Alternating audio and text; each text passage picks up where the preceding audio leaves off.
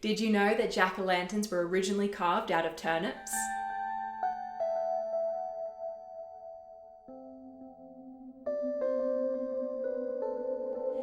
Hello and welcome to World History Encyclopedia. My name is Kelly and today's video is all about Samhain and the history of Halloween.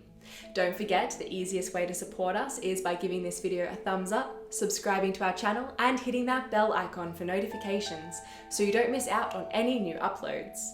World History Encyclopedia is a non-profit organisation who is now on Patreon. Patreon is a brilliant site that offers exclusive benefits to those who subscribe. Your support helps us create videos twice a week, so make sure to check it out via the pop-up in the top corner of the screen or via the Patreon link down below.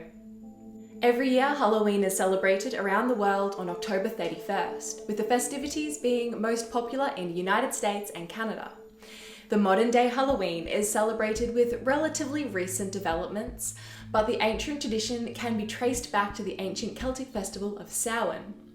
Attempts to demonize the observance of Halloween by Christian groups occur routinely based on the incorrect claim that the Celtic god of the dead is Samhain and Halloween is his feast.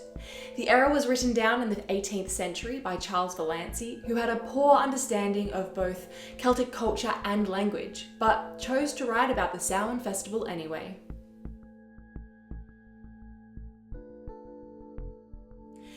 Samhain was an ancient Celtic festival celebrated halfway between the autumnal equinox and the winter solstice.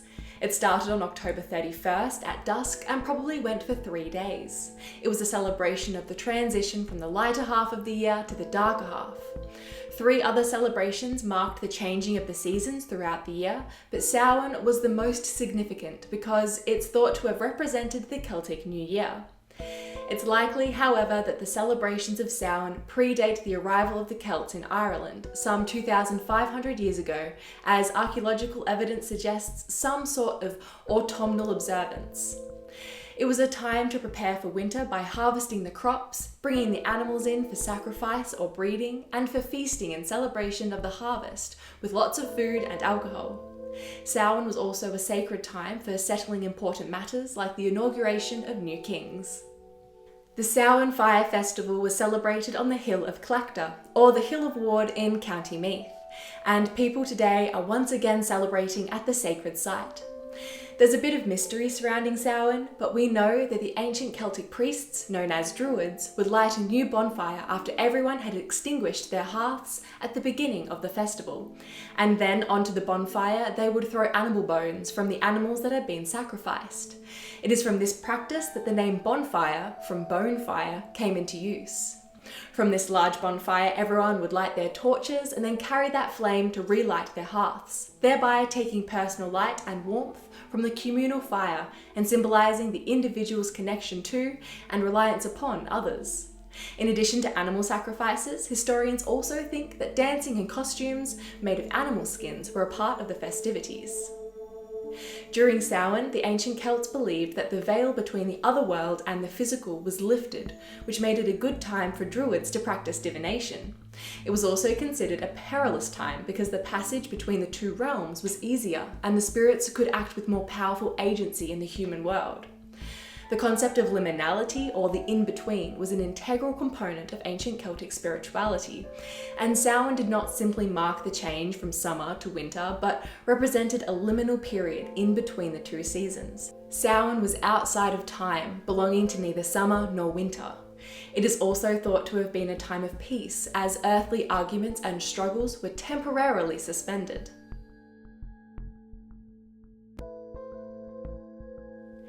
When Christianity arrived in Ireland in the 5th century CE, the Christians found it easier to convert people to their faith by incorporating some of the pagan celebrations into the Catholic calendar, and that's exactly what happened with Samhain, in addition to pagan symbols, temples, festivals, and legends being Christianized. All Saints' Day, also known as All Hallows' Day, which was initially observed on May 13th, was moved to November 1st by Pope Gregory III in the 8th century. And then November 2nd became All Souls' Day, which was used to absorb elements of Samhain that couldn't be absorbed into All Hallows' Day. By the 15th century, writings on what had become the widespread celebration of All Saints' Day show it was beginning to resemble Halloween as we know it today. The Christianization of Samhain follows the same pattern as other ancient observances of combining pagan myths and figures with biblical characters and themes, exemplified in the tale of the rape of the Druidess by the sons of a well-known biblical villain. The story of the Druidess the Hill of Clacta was named after comes from the Christian era, which relates how the Druidess Clacta was raped by the 3 sons of Simon Magus, and then gave birth to triplets and died on the hill that bears her name. It's the biblical villain Simon Magus who tried to buy his way into God's grace according to the Book of Acts that dates this legend to the Christian era, and it's believed the original myth was Christianized after St. Patrick came to Ireland. During this time, the celebration of Samhain was turned into a night of prayer, vigil, and fasting. Bonfires were still lit, but now they were for Christian heroes, and the changing of the season was still observed, but now for the glory of Christ.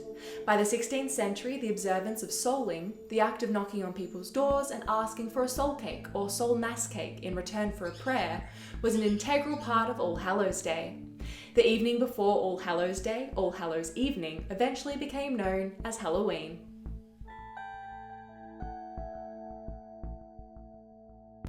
A further development in the holiday came about after a failed assassination attempt in England.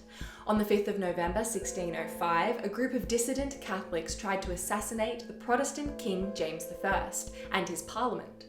This attempt is known as the Gunpowder Plot, which ultimately failed, and one of the men, Guy Fawkes, was caught with the explosives, and so his name was attached to the observance. Guy Fawkes' Day was celebrated by the Protestants of Britain as their triumph over Catholicism, and the night of November 5th, bonfires were lit and unpopular figures, often the Pope, were hanged in effigy. There was also drinking, feasting, and fireworks. Children and the poor would go door to door with a Guy Fawkes effigy in a wheelbarrow, begging for money or treats, and this practice eventually was incorporated into Halloween. To this day, Bonfire Night is still celebrated in many towns throughout England.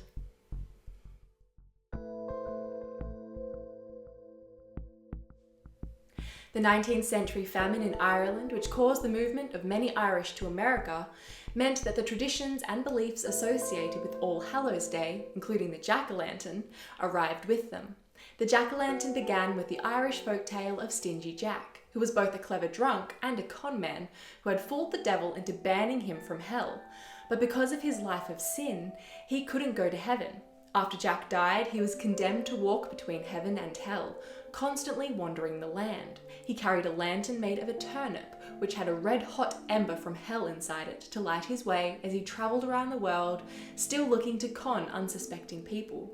On All Hallows Eve, the Irish would hollow out a turnip, carve a face on it, and place a candle inside to protect themselves from Stingy Jack. When this tradition travelled to the United States, a pumpkin was used instead of a turnip because it was easier to carve.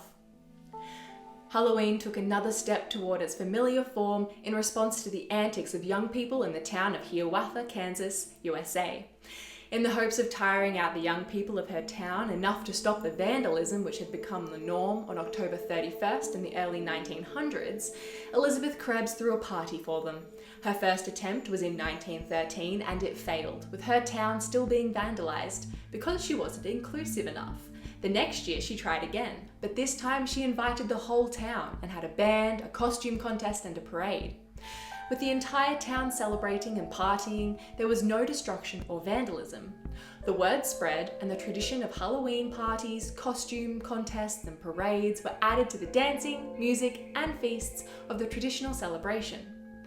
Mrs. Krebs is sometimes considered the mother of modern Halloween, but she didn't contribute one of the essential aspects of the night, trick-or-treating, which was firmly established in Canada by 1927, with young people going door to door asking for sweets in return for them leaving the home in one piece. The celebration of Samhain has gone through many changes since its early beginnings, and this is entirely in keeping with its central theme and focus, transformation, which is continued today through Halloween observances.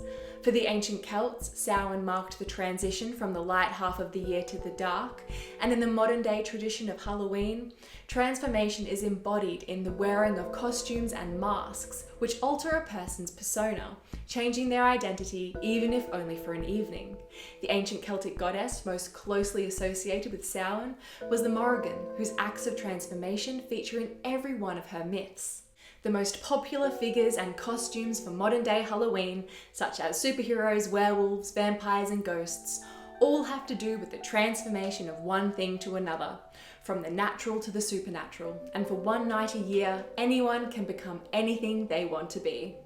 What is your favourite tradition during the spooky season? Let us know in the comments below. If you enjoyed this video, make sure to give it a thumbs up and subscribe to our channel so you don't miss out on our new videos every Tuesday and Friday.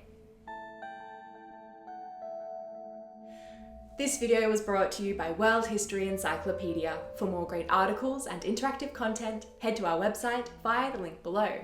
If you like my shirt, you can find this design and a bunch more over at the shop Quill and Thread, which I will leave a link for down below.